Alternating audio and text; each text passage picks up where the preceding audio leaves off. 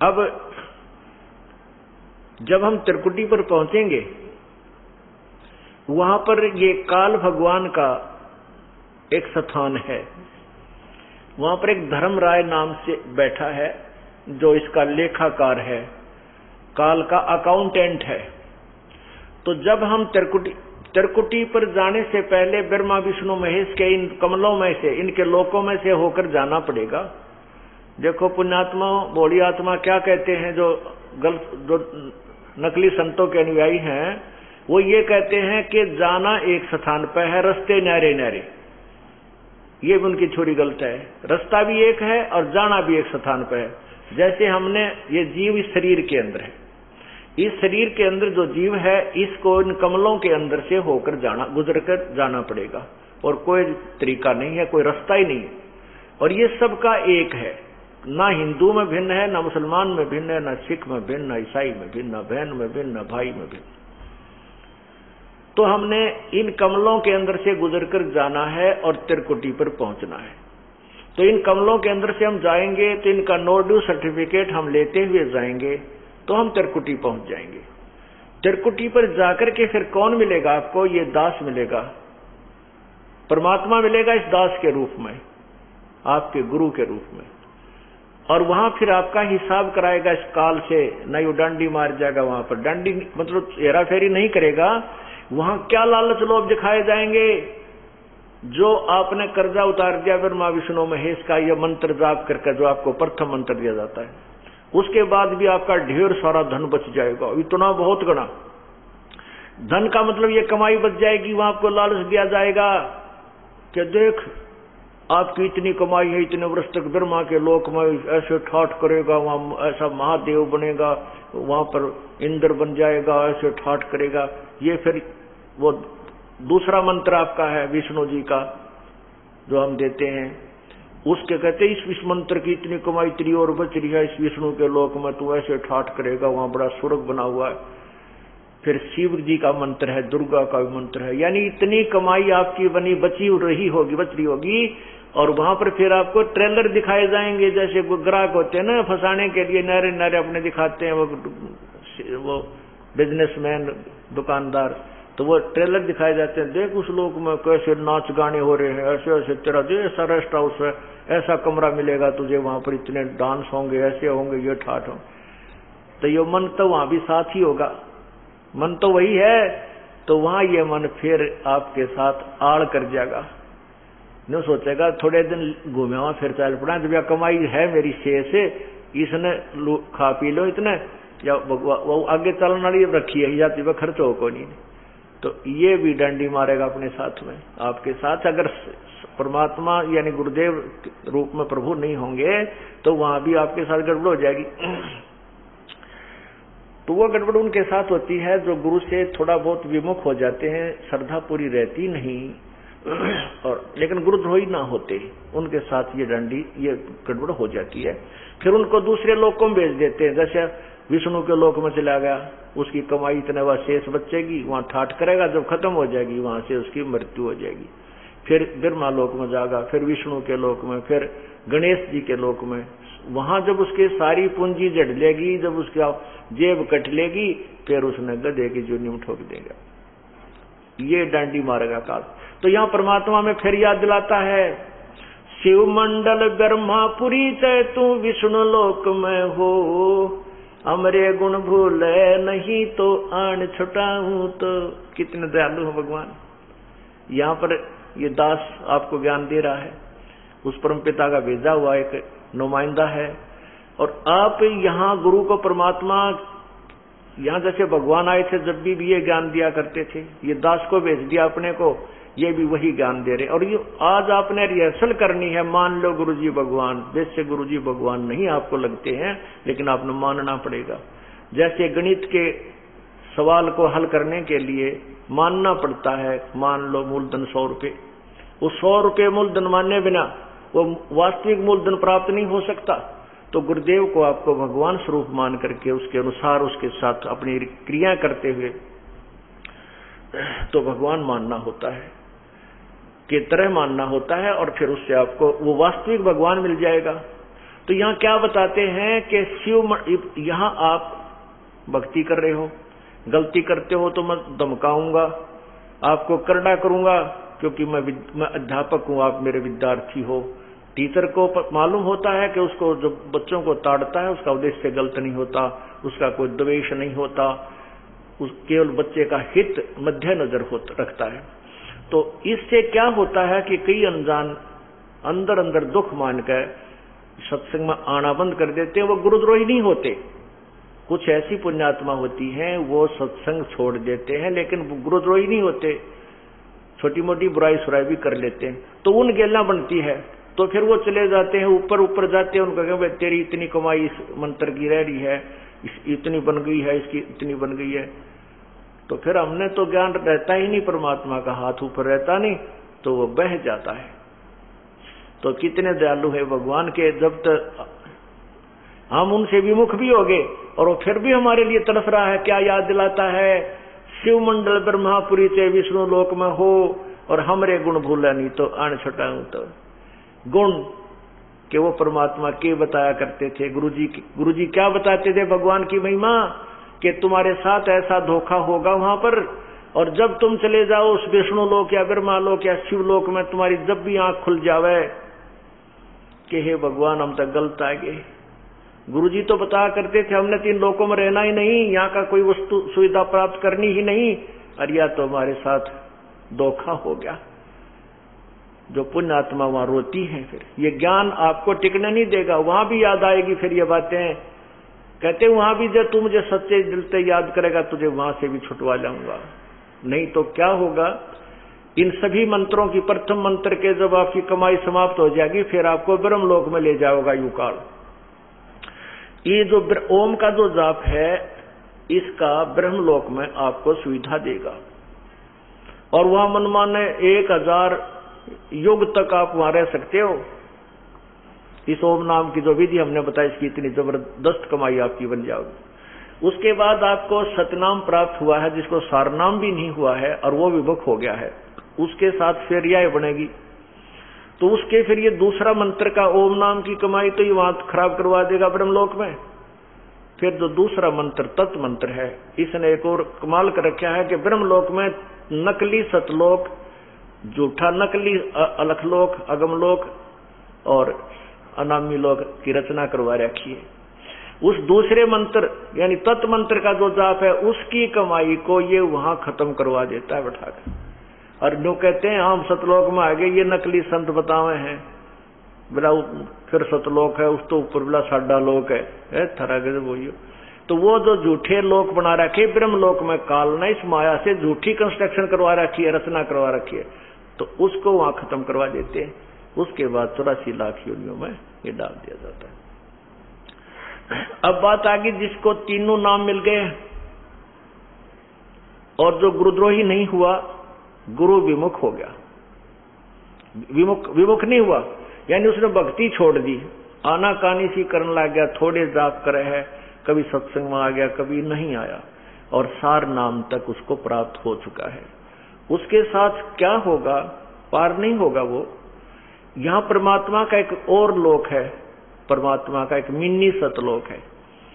उस लोक में प्रभु अपने ही कबीर रूप में वहां रहता है और वहां पर उन आत्माओं को रख लिया जाता है, इतना दयालु है।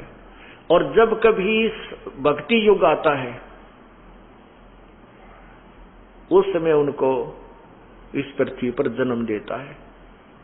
यानी पहले कभी किसी युग में आपको प्राप्त हुआ होगा, तो उनमें से कुछ पुण्यात्माएं आकर के परमात्मा ने 600 वर्ष पहले फिर उनको जमीन पर पटका, आकर के अपना पूरा उनको ज्ञान दिया, उनकी भक्ति बनवाई और फिर दोबारा मनुष्य शरीर में प्रारंभ कर दिया। तो वही व्यक्ति अब जन्म पाते पाते अब यहां आ चुके हैं, इस अब भक्ति काल आ गया है। तो ये भक्ति काल में आए हुए जो प्राणी हैं, जो सतलोक में यानी यहाँ परमात्मा के सतगुरु के लोक में से जो तुरंत यहाँ जन्म मिला है, उनको फिर मनुष्य जन्म मिलता हुआ आ रहा है। जैसे वो 64 लाख परमात्मा के शिष्य हुए थे आज से 600 साल पहले, 550 वर्ष पूर्व। तो उनको उस समय परमात्मा ने एक परीक्षा ली थी, वो सब रिजेक्ट हो गए थे। वो गुरुद्रोही नहीं बने थे, वो भक्ति छोड़ गए थे, गुरु जी के पास जाना चाह गए थे। वही अब जन्म लेते हुए आ रहे हैं। आप लोग जो इतने शीघ्र समझ गए, ये उन्हीं में तो हो जो कभी परमात्मा के साथ आज से 600-550 वर्ष पूर्व रहे थे, और काल ने उनको कहीं कहीं जन्म दे दिया, किसी को महाराष्ट्र में, किसी को राजस्थान में, किसी को पंजाब में, कोई कित कोई विदेश में। अब परमात्मा उनको ढूंढ रहा है।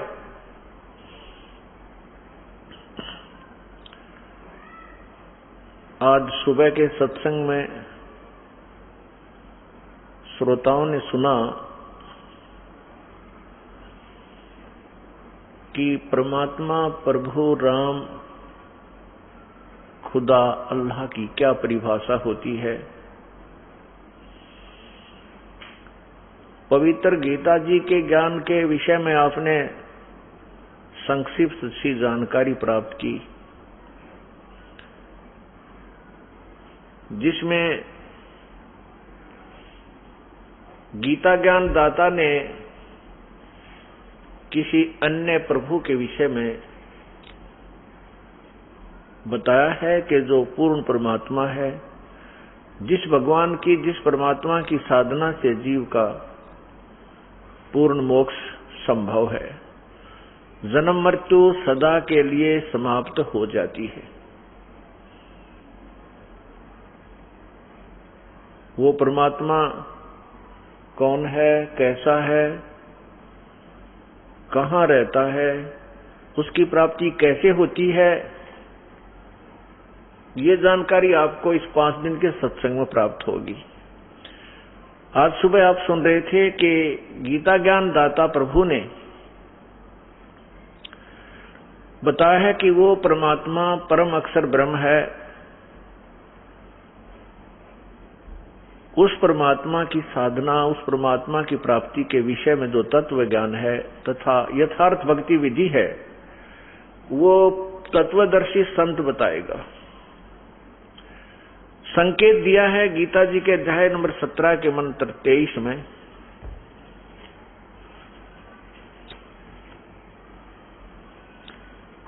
कि ओम तत्सत इति निर्देश ब्रह्मण त्रिविध समर्थ।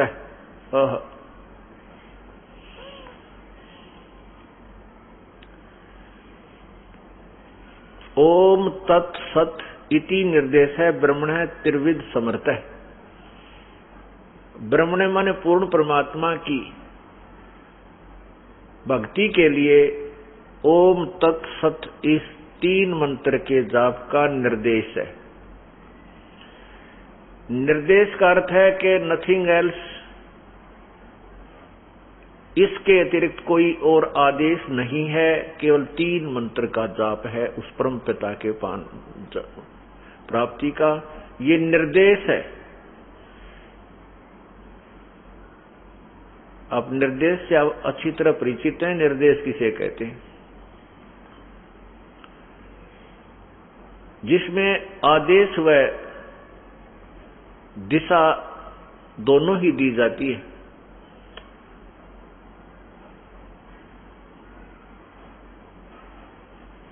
ओम तत्सत इति निर्देश ब्रह्मण त्रिविध समर्थ। ब्राह्मणा तेन वेदेन, ब्राह्मणा तेन वेदा च यगा च विहिता पुरा। सृष्टि के आरंभ में ब्राह्मणा माने विद्वान पुरुष,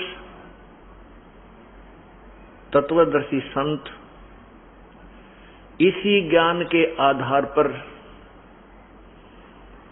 अपनी धार्मिक क्रियाएं किया करते थे। गीता जी में लिखा है कि अर्जुन, ये ज्ञान कुछ समय तक तो ठीक चला। ये ज्ञान मैंने पहले सूर्य से कहा था। 4थे अध्याय में गीता ज्ञान दाता कहते हैं कि अर्जुन, ये ज्ञान जो आज गीता जी में बताने जा रहा हूं, यह ज्ञान मैंने पहले सूर्य से कहा था। ये सूर्य नहीं जो आग का गोला है, एक सूर्य नामक देवता है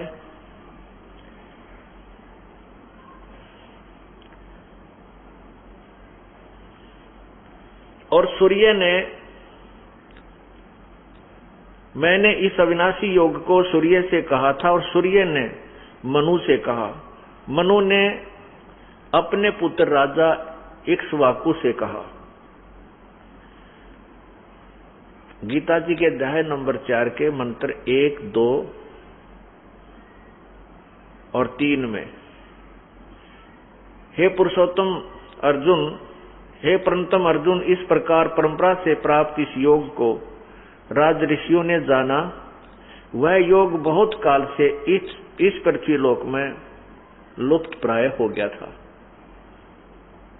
प्रारंभ में कुछ ऋषियों ने और उसके बाद कुछ राज ऋषियों ने इसके अनुसार साधनाएं की। बाद में ये गुप्त हो गया था, समाप्त हो गया था। ये अब मैं बता रहा हूं।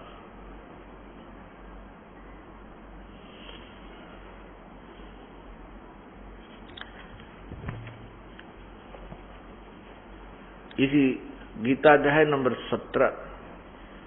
17 के मंत्र 23 में यही स्पष्ट किया है कि यही ज्ञान जो ओम तत्सत जो मंत्र है, इसके आधार से सृष्टि के प्रारंभ में विद्वान पुरुष अपने धार्मिक अनुष्ठान किया करते थे। अब जैसा कि आज आप दिन में सुन रहे थे कि गीता ज्ञान दाता परमात्मा कह रहा है कि मेरे लेवल की सभी पूजाओं को तू मुझ में छोड़कर उस एक सर्वशक्तिमान परमात्मा की शरण में जा, फिर मैं तुझे सभी पापों से, दुखों से मुक्त कर दूंगा, तू चिंता मत कर। उस परमात्मा के पास जाने की विधि का भी सुबह आपको कुछ संक्षिप्त सा वर्णन दिया था कि हमारे शरीर में कमल बने हुए हैं। इन कमलों में भगवानों की ब्रह्मा जी, विष्णु जी, शिव जी, दुर्गा और गणेश और ज्योति निरंजन, सहस्रार कमल में ज्योति निरंजन है, इन भगवानों का वास है।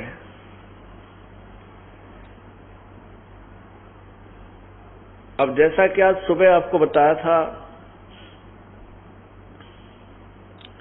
कि जो मंत्र आपको पहले दिए जाते हैं 7 मंत्र, वो 7 नामों का जो एक जाप है, उसमें से 5 नाम जो हैं गणेश जी, सावित्री ब्रह्मा जी, विष्णु भगवान लक्ष्मी जी और शिव भगवान और पार्वती जी, और कंठ कमल में जो दुर्गा जी, इन 5 के ये नाम हैं।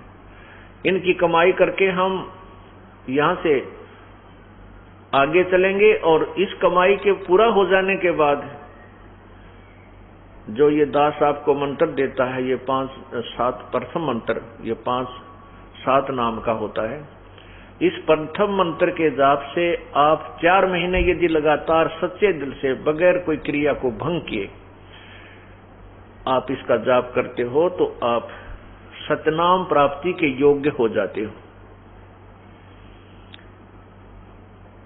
फिर आपको सतनाम दिया जाता है।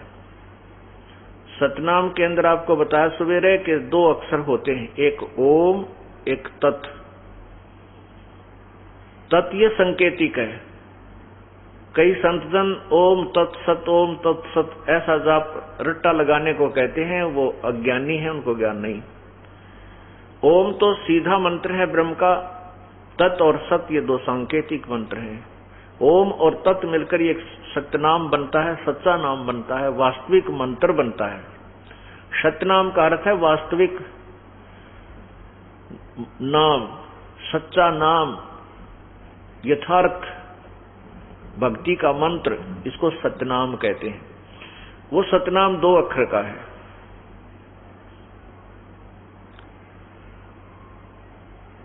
उसके बाद फिर आपको सारनाम दिया जाता है, जैसे ओम, तत् और सत। ये सत जो तीसरा मंत्र है, ये सार नाम की तरफ संकेत है, ये सांकेतिक है।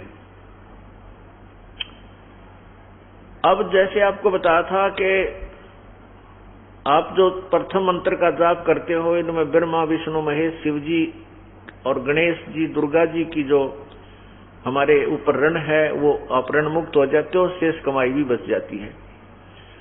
और जो गुरु से विमुख हो जाते हैं, विमुख नहीं, जो बीच में भक्ति त्याग देते हैं, गुरुद्रोही नहीं होते हैं, वो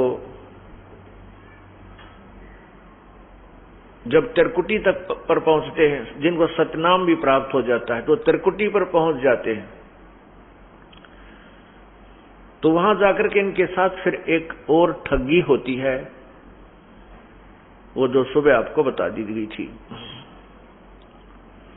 कि वहां उनको लालच दिया जाता है कि आपके पास इतनी भक्ति कमाई होगी है, आप ब्रह्मा जी के लोक में, विष्णु जी के लोक में, शिव जी के लोक में इतने इतने हजार वर्षों तक रह सकते हो।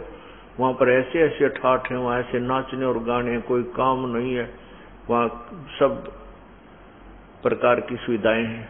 लेकिन वो होती कैसे हैं? वो अपने ही जेब में पैसे हैं, तो उन ऊपर के स्वर्ग रूपी होटलों में हम रह सकते हैं, खुशी मना सकते हैं, आनंद ले सकते हैं, खाना पीना बढ़िया खा सकते हैं, लेकिन पैसा अपने जेब से ही जाता है, अपनी कमाई ही नष्ट होती है। वो परमात्मा ऐसा दयालु है, जैसे आपको ज्ञान हो गया, इस ज्ञान के आधार पर कि मैं तो गलत जगह पर आ गया हूं, और वहां भी यदि परमात्मा कहते हैं मुझे तू याद कर लेगा, मैं तुझे वहां से भी छुड़वा दूंगा। जैसे आपको सुबह भी बताया था, शिव मंडल ब्रह्मापरी से विष्णु लोक में हो, हमरे गुण भूला नहीं तो आन छुटाऊं। तो यदि आपको ये ज्ञान याद रह जाएगा, क्योंकि एक बार तो आदमी ये मन मस्ती में आ जाता है, लेकिन फिर इसको ये ज्ञान रह रहकर अंदर जो पहुंच गया है, ये इसको टिकने नहीं देता, फिर इसको याद आ जाती है कभी ना कभी कि तू तो गलत आ गया, ये तो अपनी कमाई बर्बाद कर रहा है। कहते वहां भी तू मुझे याद कर लेगा, परमात्मा कबीर जी कहते हैं मैं तेरे पास वहां भी पहुंच जाऊंगा और तेरे को काल के जाल से छुटवा के फिर पुनः मनुष्य जीवन दे दूंगा। और लेकिन ये काम लंबा फिर बन गया, फिर ना जाने कब कोई तत्वदर्शी संत मिले, युगों बीत जाए, धक्के खाते रहेंगे, फिर कभी गधे बने, कभी कुत्ते बने, कभी कुतिया बने, फिर कभी मनुष्य जीवन मिलेगा, फिर कोई समय आएगा परमात्मा दया करेगा, मनुष्य शरीर होगा, तत्वदर्शी संत होगा, जब कभी सूत बैठे, अवसर मिले या ना मिले। इसलिए हमने इस काम को लंबा नहीं खींचना, ये बहुत लंबा खींच चुका है। असंख्य जन्म हो गया हमने ये डले डोचा ने, असंख्य जन्म हो गया हमने यही जन्मते और मरते हैं। तो जैसे एक गीता जी अध्याय नंबर 18 के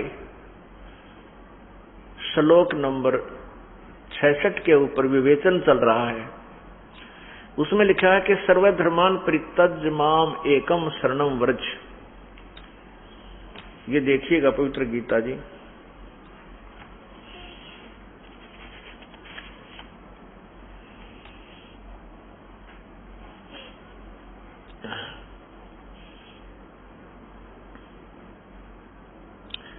श्री मद भगवत गीता, नीचे देखिएगा,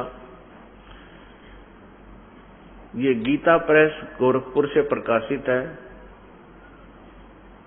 और इसके अनुवाद करता है जय दयाल गोविंद का। इसके अंदर से देखिएगा,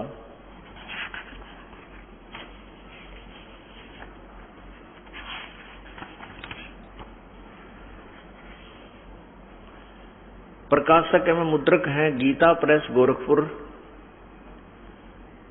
गोविंद भवन कार्यालय कलकत्ता का संस्थान।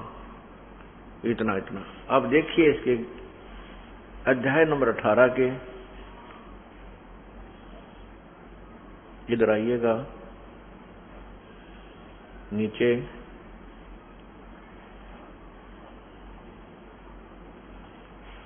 छठ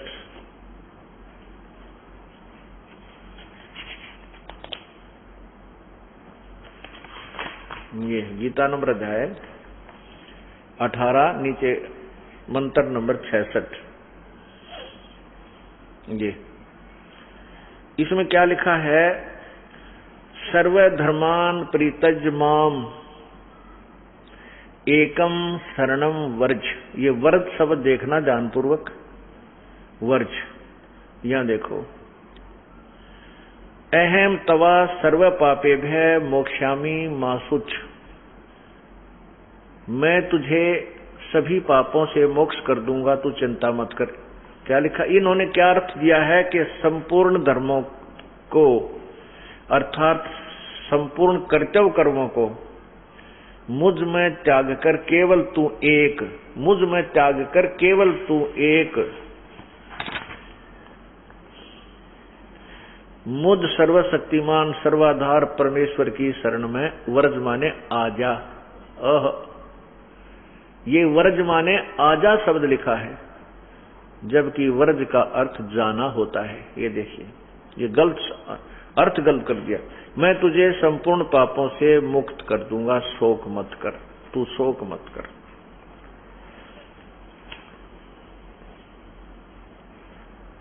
अब इन्होंने वर्ज माने जाना लिखा है। अब आपको संस्कृत शब्दकोश दिखाता हूं। इसमें स्पष्ट किया है कि वर्ज माने, इन्होंने वर्ज माने आना किया है।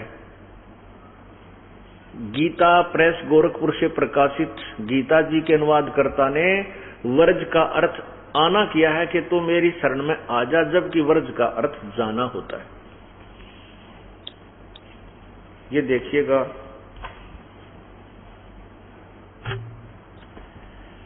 ये है संस्कृत शब्दकोश।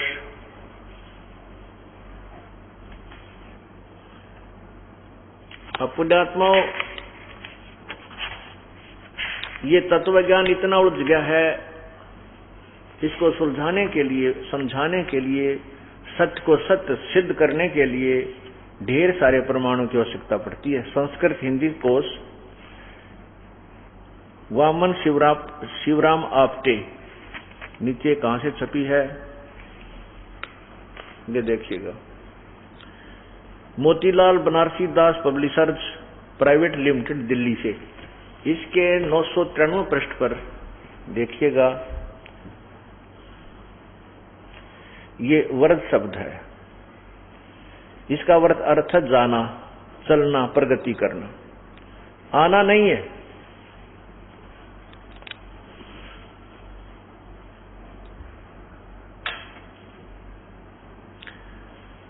इस प्रकार अर्थों के अनर्थ कर दिए, क्योंकि तत्वज्ञानी अनुवादकर्ताओं को नहीं था। एक इस गीता में नहीं, आप आज तक वर्तमान तक जितने भी अनुवादकर्ताओं ने गीता जी का अनुवाद किया, सभी ने यही अनर्थ किया हुआ है। इससे सिद्ध होता है कि अभी तक हमारे को अपने सदग्रंथों का यथार्थ ज्ञान भी नहीं प्राप्त हुआ।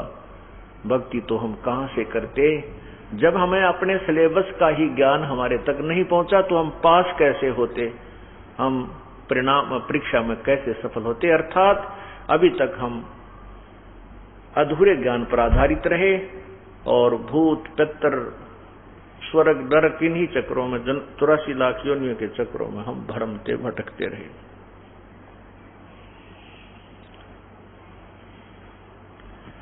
इसका अर्थ बनता है, गीता ज्ञानदाता प्रभु कह रहा है कि तू यदि परम शांति चाहता है, गीता अध्याय 18 के मंत्र 62 में कहा है कि अर्जुन तू सर्वभाव से उस परमेश्वर की शरण में जा। देखिएगा, यही वो पवित्र गीता जी अनुवाद करता है गीता प्रेस जगत दयाल गोविंद का, और गीता प्रेस गोरखपुर से ही प्रकाशित है। अध्याय 18 नीचे मंत्र 62 देखिएगा, ये रहा। तम एव शरणम गच्छ सर्वभावेन भारत, तत्प्रसादात प्राम शांतिम स्थानम प्रयासति शाश्वतम। यहां क्या लिखा है कि हे भारत, सब प्रकार से उस परमेश्वर की शरण में जा, गच्छ। उस परमात्मा की परम कृपा से ही तू परम शांति और शाश्वतम स्थानम, शाश्वतम यानी सनातन, स्थानम माने परम धाम को, प्रयाससी माने प्राप्त होगा। सनातन परम धाम यानी सदा रहने वाले सतलोक को, शाश्वत स्थान माने सतलोक को प्राप्त होगा, यानी सदा जो रहे, कभी नष्ट ना हो। तो उसके लिए बताया है कि सर्व धर्मान प्रीतज माम, इस 66वें श्लोक का ये अंतर है कि ये 66वां श्लोक है, इसमें लिखा है सर्व धर्मान प्रीतज माम, सर्व धर्मान प्रीतज माम एकम शरणम व्रज अहम तवा सर्व पापे भय मोक्षामी मासुच। इसका अर्थ बनता है कि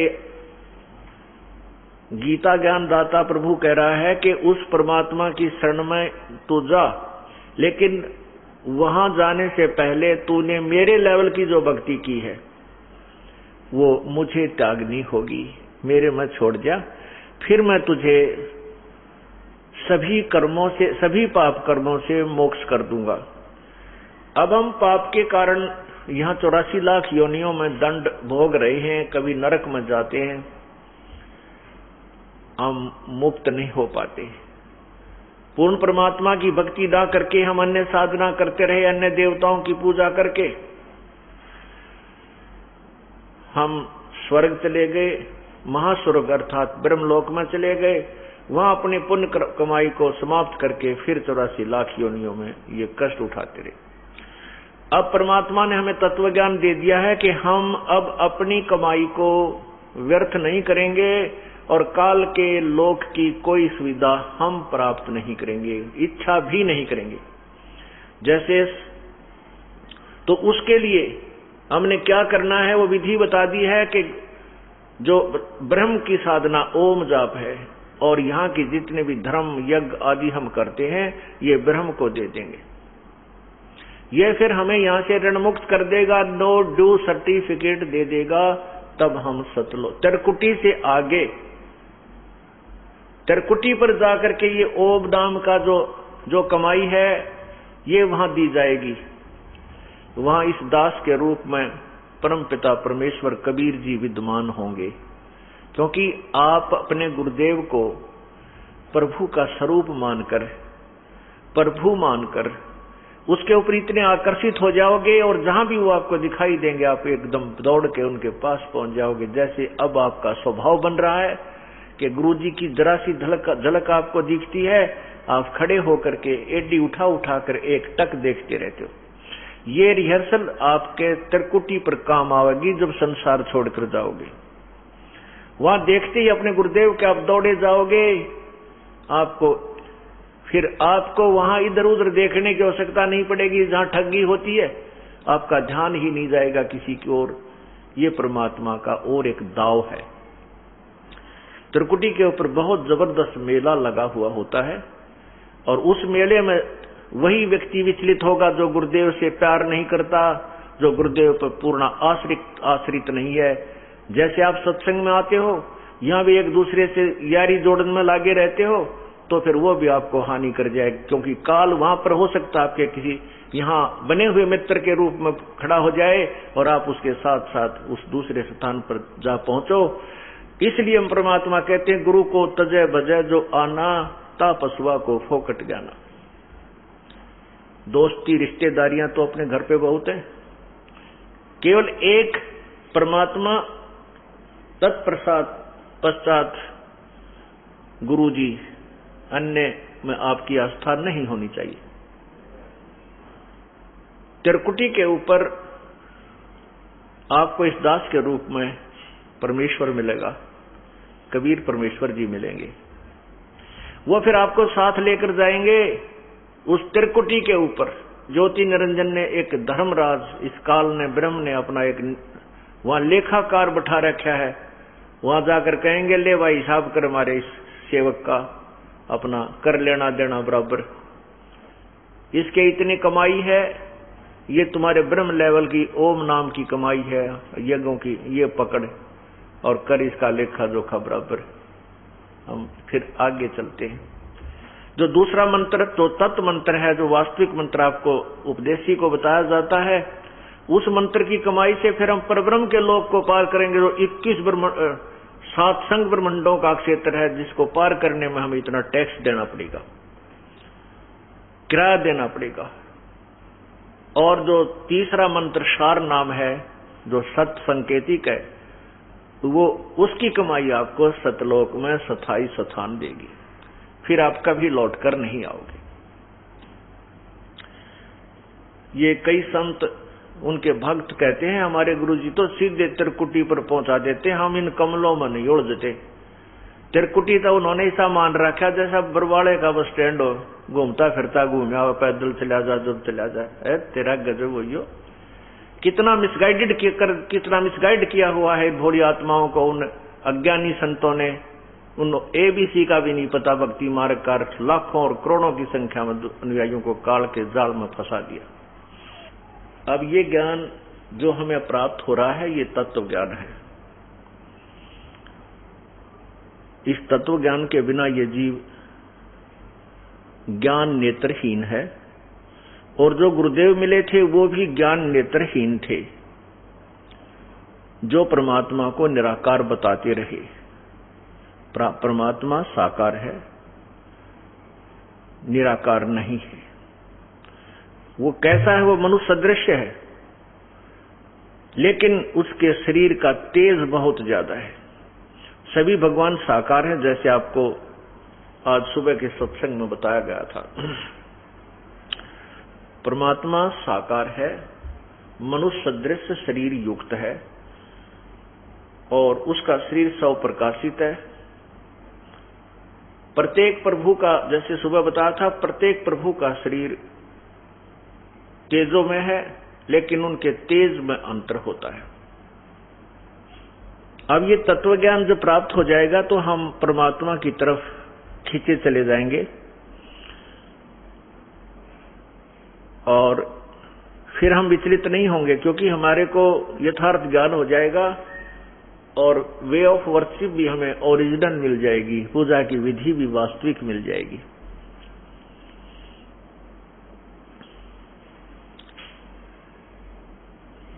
अब ये सत्संग 5 दिन का चल रहा है। परमात्मा की कृपा होती है, वही पुण्यात्मा सत्संग के अंदर आता है। प्रत्येक सत्संग में श्रोता कुछ एक बदल जाते हैं, कुछ एक वही रहते हैं। इसलिए उस तत्व ज्ञान को समझाने के लिए आपको बार बार रिपीट करूंगा। आपके हृदय में इस तत्व ज्ञान को ऐसा जमा दूंगा कि आप कई पीढ़ियों तक समझाओगे। रिश्तेदार और मित्रों को भी बैठा बैठा कर समझाओगे, वो आपके मुंह की तरफ देखता रहेगा कि ये अनपढ़ सा आदमी बोल कहां से रहा इतने संस्कृत के श्लोकों को, इसने कैसे याद किए। याद कर लेना कोई बड़ी बात नहीं, लेकिन तत्व ज्ञान उनका यथार्थ अनुवाद करना ये बहुत बड़ा प्रश्न है। ये प्रभु की कृपा बिना, उसकी रजा बिना नहीं हो सकता। ये वही वेद, वही गीता जी 5500 वर्ष पहले से लिपिबद्ध की गई थी। आज तक इनका अनुवाद किसी से ढंग से नहीं हुआ, लेकिन परमात्मा ने, पूर्ण ब्रह्म ने, सतपुरुष कबीर जी ने आज से 600 वर्ष पहले आकर के इनका यथार्थ अनुवाद अपनी सिंपल लैंग्वेज कबीर वाणी में किया हुआ है। उस कबीर वाणी को इन संस्कृत के ज्ञाताओं ने रिजेक्ट कर दी कि वो तो अनपढ़ था, ऊट पटांग गाता था, वो क्या जाने भगवान के बारे में।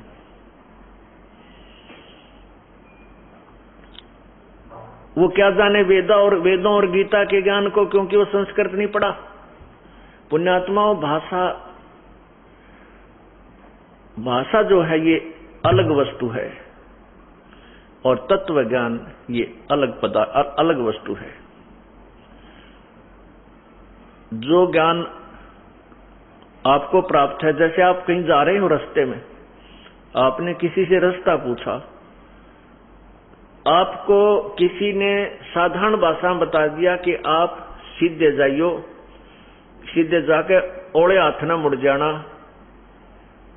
और आगे एक आपको नीम का पेड़ दिखेगा, फिर सोले हाथ न मुड़ जाना। राइट हैंड को अपनी देसी भाषा में, हरियाणा भाषा में 16 हाथ कहते हैं। और वहां पर ऐसे ऐसे वो व्यक्ति आपको मिल जाएगा। तो इसको चाहे संस्कृत में बोल लें, चाहे हम हिंदी में बोल लें, वो वार्तालाप समझ में आनी चाहिए। भाषा का इतना ही काम है कि अपने विचारों को दूसरे तक पहुंचा देना।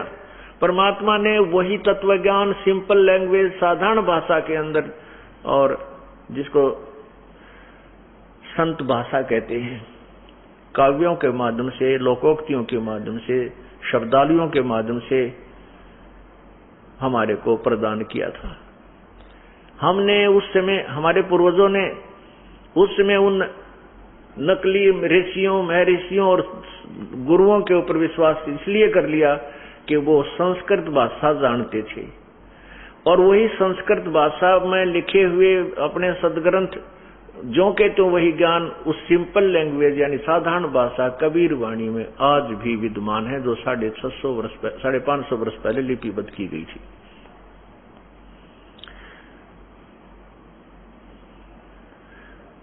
इस कारण से ये तत्व ज्ञान उलझा रहा, और वो परमात्मा स्वयं ही आकर के अपने ज्ञान का प्रचार करता है।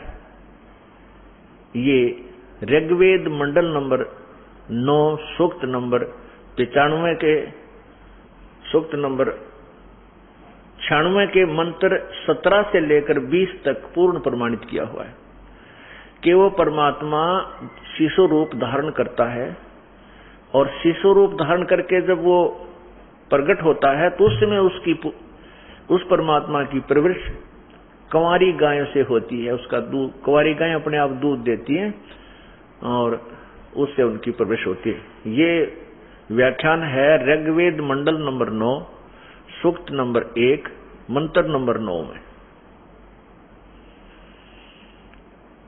अभी आपको दिखाऊंगा, और 5 दिन हमने उसी परमात्मा की महिमा को आपको सुनाना है। रह रह कर आपको ये वेद और गीता जी का ज्ञान आपको पढ़ाऊंगा, क्योंकि आप आज शिक्षित हैं, आंखों देखकर जल्दी विश्वास कर पाओगे।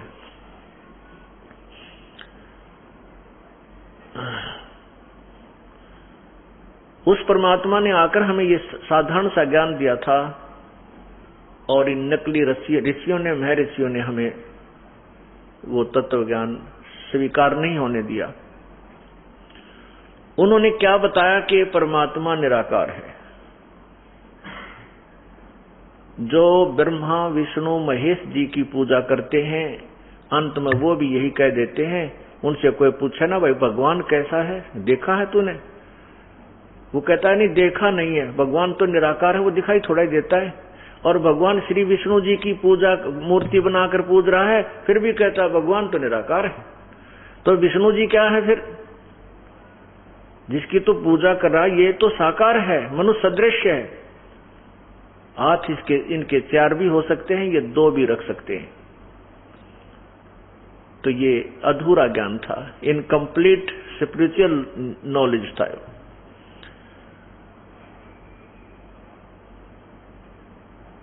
अब देखो, आपको सबसे पहले यह प्रमाणित किया जाएगा कि परमात्मा साकार है या निराकार। परमात्मा की परिभाषा पहले से हमारे पास उपलब्ध थी, लेकिन जो अज्ञानी संतों ने, ऋषियों ने, गुरुओं ने जो हमें ज्ञान दिया वो गलत दे दिया। उनकी क्या थ्योरी है कि परमात्मा स्वप्रकाशित है, सूर्य के सदृश प्रकाशमान है, उसका केवल प्रकाश दिखाई, समाधि में उसका केवल प्रकाश दिखाई देता है और उसका साक्षात्कार होता है।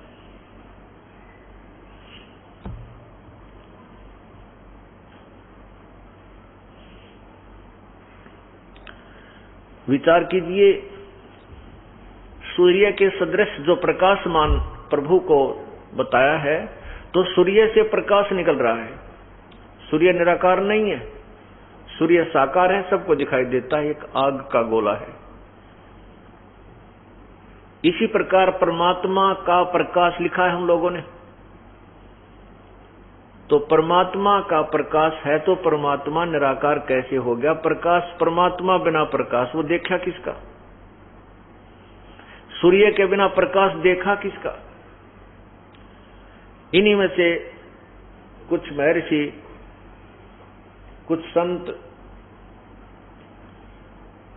जो हमें भ्रमित करते हैं, करके चले गए, अपने अधूरे अनुभव को लिखकर चले गए। कुछ एक महापुरुषों के अनुभव को आपके समक्ष ये दास रखता है। पुण्यात्माओं, जो पुस्तकें हमारे को बाजार में उपलब्ध हैं और सारा समाज पढ़ रहा है, और ये दास आपको सामूहिक रूप से उसको ज्यों का त्यों आपके समक्ष इस पर्दे पर पढ़ा दे, तो इसमें के ऑब्जेक्शन, नो ऑब्जेक्शन। ये तो पुस्तक विद्यमान है, हम इसको खरीद कर पढ़ रहे हैं। ये यदि हम इसमें कुछ मिलावट करते हो, इसमें इसके ज्ञान को तोड़ मरोड़ कर देते हो, तो हम दोषी अपराधी हैं। और इस ज्ञान को जो इसमें भर रखा है, लिखा हुआ है, उसको हम जो का तो आपके समक्ष रख देते हैं। आप भी पढ़ो और मैं भी पढ़ूं और भी पढ़े, इसको तो पढ़ ही रहे हैं। अब वो लोग घबराते हैं कि तुम्हारे ऋषि की, महर्षि की पोल खुल रही है। पोल नहीं खुल रही, ये तो जो का तो लिखा हुआ है, आम समाज पढ़ रहा है। इसको देखिएगा,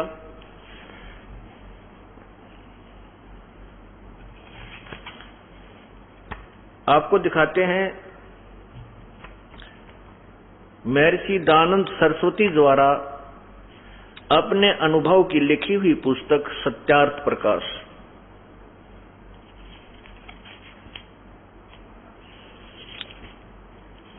इसमें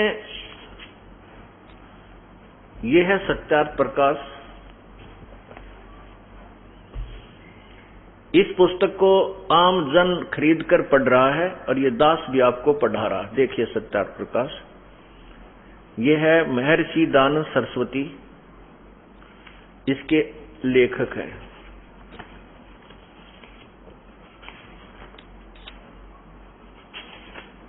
ये देखिएगा, अथ सत्यार्थ प्रकाश है, महर्षि दयानंद सरस्वती स्वामी विरचित है। नीचे देखो कहां से ये प्रकाशित है। वैदिक प्रकाशक है वैदिक यति मंडल, दयानंद मठ, दीनानगर, पंजाब। और इसके जो प्रिंटर है वो देखिए नीचे, ये ऊपर देखिए, प्रकाशक है वैदिक यति मंडल, दयानंद मठ, दीनानगर, पंजाब। नीचे देखिए, इसके मुद्रक हैं आर्य प्रिंटिंग प्रेस, दयानंद मठ, गोहाना मार्ग, रोहतक। इसके 7वें सत्यार्थ प्रकाश के 7वें समोल्लास में, यह है 7वां समोल्लास। यहां देखिएगा 154 पृष्ठ पे, इसमें मैंने कुछ अपने विवेचन दे रखे हैं। इसकी बजाय आपको ये दिखाता हूं, ये वही है एज इट इज।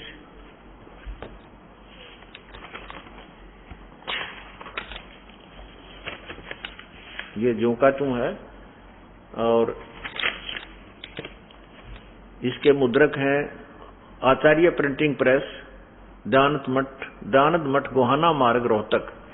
इसके 154 पृष्ठ पे 7वें समोल्लास में स्वामी दयानंद जी ने अपने विचार दिए हैं कि परमात्मा निराकार है। किसी ने पूछा परमात्मा साकार है व निराकार?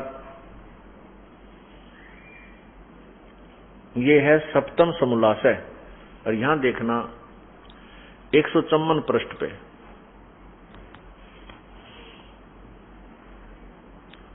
और नीचे आइएगा, ये किसी ने प्रश्न किया, प्रश्न करता, ईश्वर साकार है व निराकार? उत्तर महर्षि जी का निराकार। यहां देखिए 155 पृष्ठ पे स्वामी जी क्या कह रहे हैं, यहां देखिएगा। किसी ने प्रश्न किया, परमेश्वर की स्तुति प्रार्थना उपासना करनी चाहिए व नहीं? स्वामी जी ने उत्तर दिया, करनी चाहिए।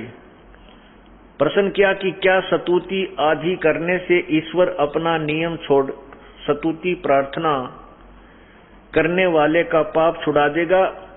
उत्तर स्वामी जी ने उत्तर दिया नहीं। प्रश्नकर्ता ने कहा तो फिर स्तुति प्रार्थना क्यों करना, किस लिए करें भगवान की भक्ति जब पाप नहीं कटते? उत्तर महर्षि जी का कि उनके करने का फल अन्य ही है। स्तुति प्रार्थना करने का फल वो अन्य है, पाप नहीं कटते। स्वामी दयानंद जी कह रहे हैं, प्रश्नकर्ता ने कहा क्या फल है? उत्तर स्वामी जी ने कहा कि स्तुति से ईश्वर में प्रीति, उसके गुण कर्म स्वभाव से अपने गुण कर्म स्वभाव का सुधरना, प्रार्थना से निरअभिमानता, उत्साह और सहाय का मिलना, उपासना से परब्रह्म से मेल और उसका साक्षात्कार होना। ये परब्रह्म शब्द ध्यान रखना पुण्यात्माओं, परब्रह्म, और ये देखना साक्षात्कार शब्द, परमात्मा का साक्षात्कार हो जाता है, पाप तो कटते नहीं स्वामी जी कह रहे हैं। और यहां निराकार बताया है और यहां साक्षात्कार हो जाने के लिए प्रमाणित किया है।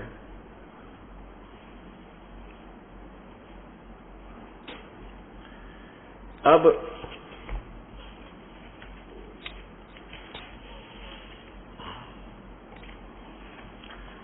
स्वामी जी ने जैसे प्रश्न किया, किसी ने स्वामी दयानंद जी से प्रश्न किया है इसी सप्तम समोल्लास के पृष्ठ, सप्तम समोल्लास जो प्रारंभ होता है उसी पृष्ठ पे यहां देखिएगा।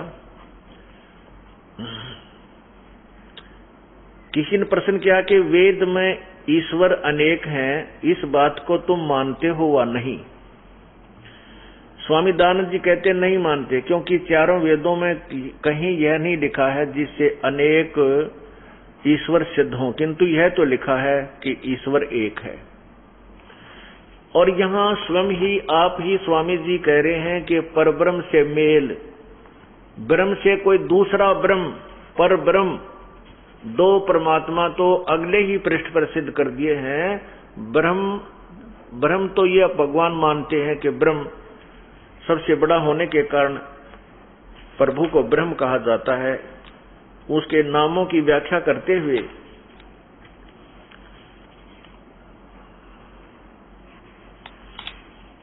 प्रथम समोल्लास में ये देखिएगा, ब्रह्म प्रथम समोल्लास में परमात्मा को सबसे बड़ा होने के कारण ब्रह्म कहा है। ये है प्रथम समोल्लास है, इसके पृष्ठ नंबर 15 पर नीचे लिखा है, यहां देखना। ओम आदि नाम सार्थक है, ये सब लिखा है। यहां ब्रह्म रक्षा करने से ओम, आकाश में वत व्यापक होने से खम, और सबसे बड़ा होने से ईश्वर का नाम ब्रह्म है। स्वामी जी मानते हैं कि ब्रह्म, सबसे बड़े भगवान को वो ब्रह्म मानते हैं, सबसे बड़ा होने से ईश्वर का नाम ब्रह्म है। और यहां फिर परब्रह्म स्वामी जी यहां कह रहे हैं सप्तम समोल्लास में के सप्तम समोल्लास के 154 पृष्ठ पे के 55 पे के साधना करने से, उपासना करने से परमात्मा तो मिलता नहीं। 155 पर देखना, नीचे आइए।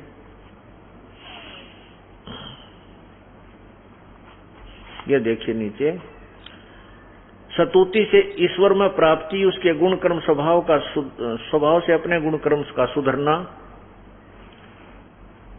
प्रार्थना से निरअभिमानता, उत्साह और सहाय का मिलना, उपासना से परब्रह्म से मेल और उसका साक्षात्कार होना। ये देखो परब्रह्म, स्वामी जी ने तीसरे पृष्ठ पे अपने दोनों सिद्धांत आप फेल कर रखे। ये दास नहीं कह रहा, ये इसमें लिखा हुआ सत्यार प्रकाश में लिखा हुआ मटेरियल आपके समक्ष दिखा रहा हूं। बस मेरा इतना काम है, मैं किसी का विरोधी नहीं हूं, क्योंकि जैसे नकली और असली नोटों को सामने नहीं दिखाया जाएगा तब तक उनकी पहचान नहीं होती। ये आपने देखना है कि ये सत्यार प्रकाश असली है या नकली है, ये बुद्धिमान जनता स्वयं समझ जाएगी। अब स्वामी जी ने कहा कि साधना करने से, उपासना करने से परमात्मा पाप तो नहीं काटता, लेकिन उससे और लाभ हो जाते हैं उपासना से। परब्रह्म से मेल, यानी ब्रह्म, एक तो ब्रह्म, एक परब्रह्म, एक दादा, एक परदादा, यानी दूसरा दादा हुआ। ब्रह्म और परब्रह्म, दो भगवान आप ही लिख रहे हैं। और फिर साक्षात्कार होना, निराकार वस्तु का कोई साक्षात्कार नहीं होता, साकार का साक्षात्कार होता है। अब ये तो सिद्धांत हुआ स्वामी जी का, साकार और निराकार का फेल हो गया। अब वो इससे ये सिद्ध होता है कि दास कह रहा है कि परमात्मा साकार है, और ये इनकी जो थ्योरी घुमा फिरा कर भी अंत में इनका निष्कर्ष ये स्वयं मानते हैं कि परमात्मा का साक्षात्कार होता है, तो साकार ही है, निराकार नहीं। यानी साक्षात्कार शब्द इन सत्यार प्रकाश में होना ही नहीं चाहिए था, अगर निराकार वो भगवान को मानते हैं। अब दूसरा सिद्धांत उनका फेल होता है कि भगवान परमात्मा, उपासना से, परमात्मा की भक्ति से पाप नहीं कटते। ये स्पष्ट कह रहे हैं कि परमात्मा की भक्ति से, उपासना से पाप नहीं कटते और लाभ होता है।